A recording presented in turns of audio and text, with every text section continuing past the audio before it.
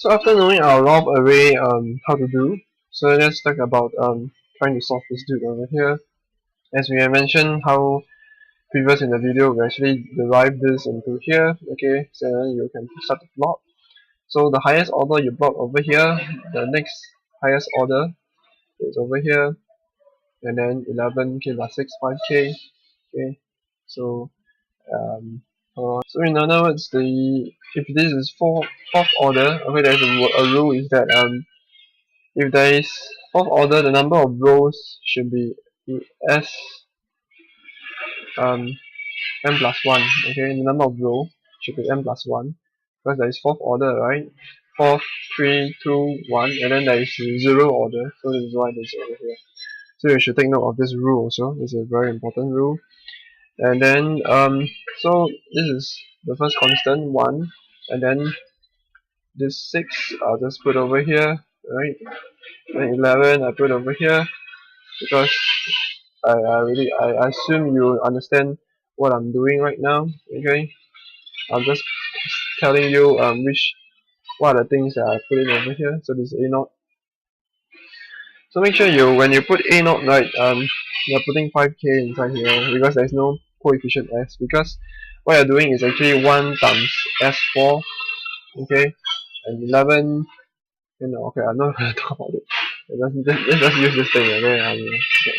Anyway, so if you plot out the array for your equation, you obtain this portion over here, right? So in order to plot the rest, 6 times 11, okay, 6 times 11 minus, so okay, hold on a while. So you have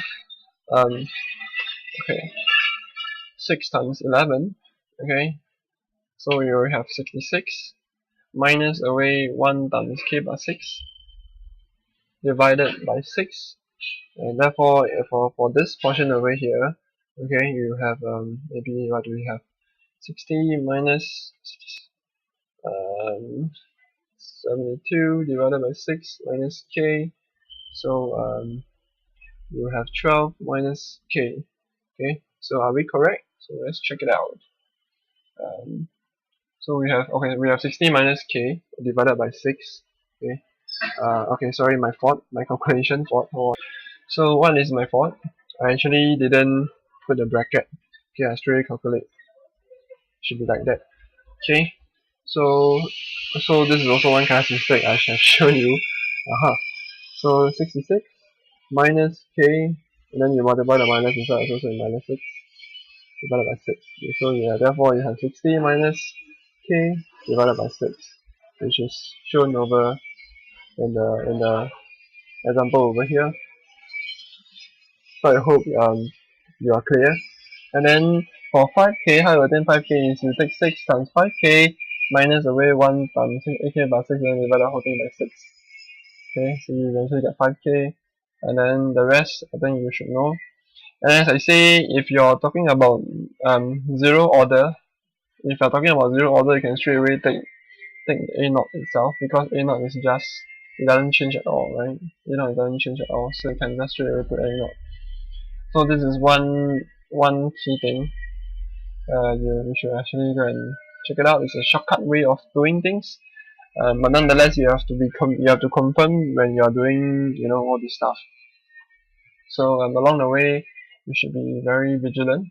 And nonetheless, if you plot it out, you will have all these things over here. So what are the stuff that are that we are concerned about? So if you have fourth order, okay, you have the highest order as fourth order, you have how many k's equation? Okay, so in this case we have a 5k, we have k plus 6, we have 60 minus k over 6, and we have this one. So typically fourth order you will have 4 type of k equation. So as for third order, as you can see, maybe I should hold on a while. As you can see, for third order, okay, you will have three equations for k. Then for second order, you will have 2 equations for k. Okay, k minus 2. And then for first order, you have 1 equation for k. So this is another understanding you should actually be noticeable if you are doing things. So if this 4, so after identifying my 4 different type of k equations, our next step is actually to solve for the k. Okay, so if you remember, k has to be larger than 0, so we are solving that system. As you can see, k plus 6 should be larger than 0, and therefore k larger than minus 6. Okay, so just bring the 6 over here, and then same thing for k, and then same for the rest. But as for this portion over here, okay, this portion over here is a very big, huge chunk of quadratic plus denominator 60 minus k. Okay, so what you're gonna do is actually so another thing is that, let's say you can see that 60 minus k is over 6, right? So the only thing for this whole equation to be 0, k should be minus 60, right? So you actually don't care about what is the denominator below.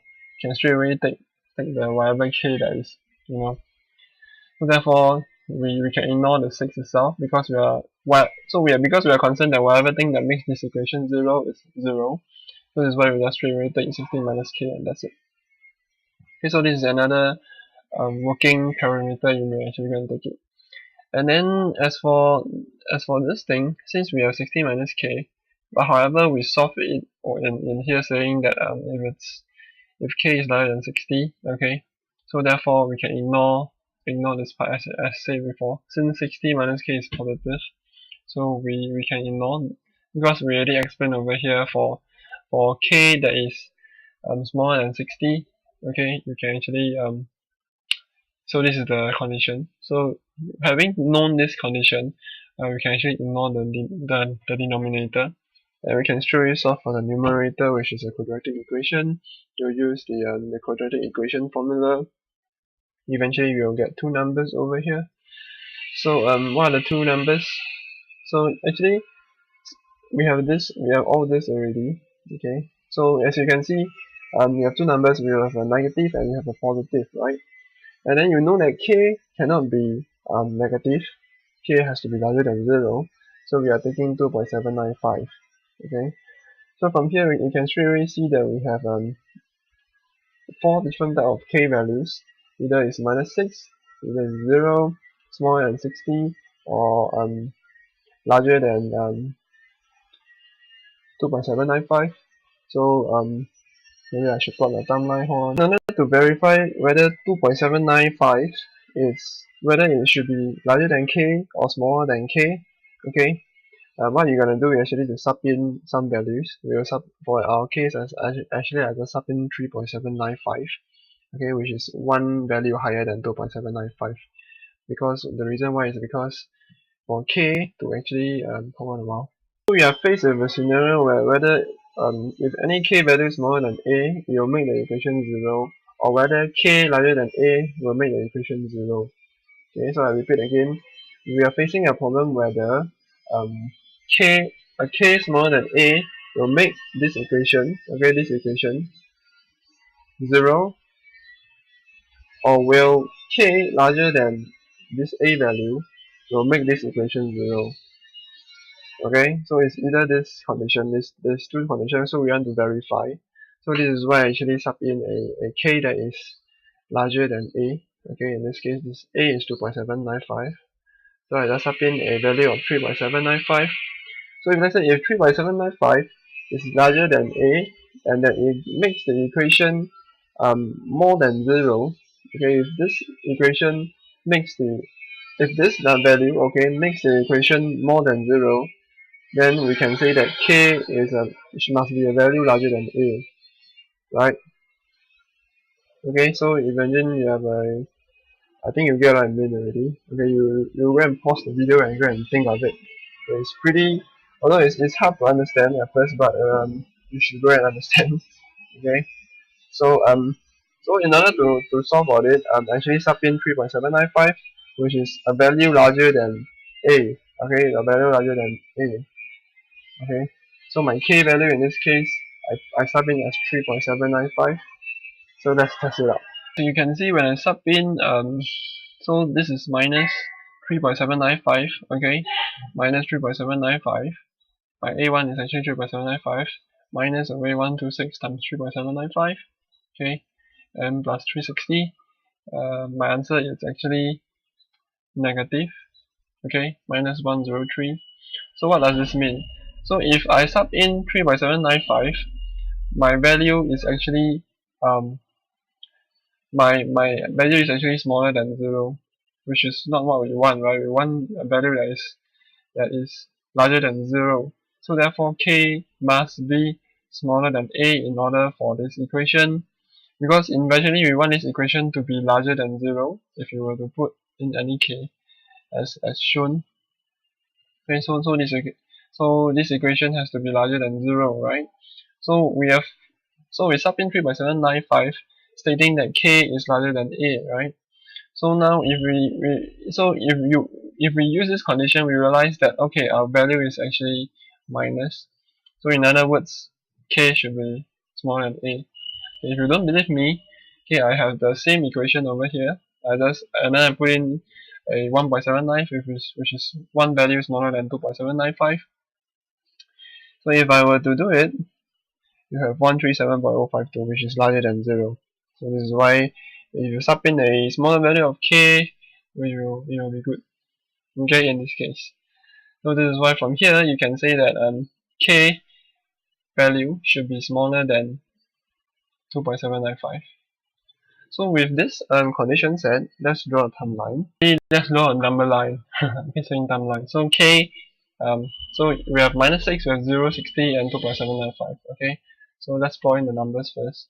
So okay, my tablet is something wrong. So we have a value for 0. Okay, and then we also have a value for minus 6, which is somewhere around here. Maybe I should draw longer because we have a value. Okay, we have a value for 60. So we have a value for 60. And we have a value for 2.795, right? So the first thing first, when you're drawing a number line, you make sure you know you're drawing. Yeah, you just plot in the number first, and then you look at whether how k is different. So for sake of simplicity, I just put over here, so I can actually refer it to be easier. So okay, I should pull it down. Okay, it should be clearer, right? So for the case for k larger than minus 6, okay, so we will have a timeline. We have a circle, a hollow circle going in this infinity. And then for k that is larger than 0, we will have this one over here. Okay, so wherever k that is larger than 0 or minus 6, you're safe. Your system is stable. So if it's k if it's smaller than 60, then it is safe. So we have a number line. We should use different color. So you have a number line going in this opposite direction, minus infinity, and then you have a k should be smaller than 2.795. So you have also a value that's going in this direction. So what can you see? Okay, the value because we want k to be larger than 0, right? We want k to be larger than 0. So the very key step is actually to identify k to be larger than 0. So therefore k to be larger than 0. And then what are the range that is across, because you want values that is larger than 0, right? You don't want values that is negative. So we talk about this range. So what is the range that actually that satisfy all of the 4 conditions shown over here? Okay, what are the values that satisfy? So you can see that this portion over here satisfy all of the 4 lines. You can see it touches all 4 lines. So therefore you can state that k should be smaller than 2.795 and nonetheless larger than 0. So this is our range for k. So if you sub in for k into our equation, okay, if you remember our equation, our very first part, okay, we derive this equation over here, right? So if you sub in a value of k, eventually you will if you sub in a value of k within our range, okay, you're safe, you're stable. And so this is why Routh array is very important, because with this, because you can see this type of equation is pretty tough to solve for k, right? You don't know what the hell k value is. So this is why we actually do out this array thing, and then So in the next video, I'll just do a passive example, and I hope to strengthen yours and mine understanding. And then I'll just call it a lesson 2 day. So just, yeah, bye bye.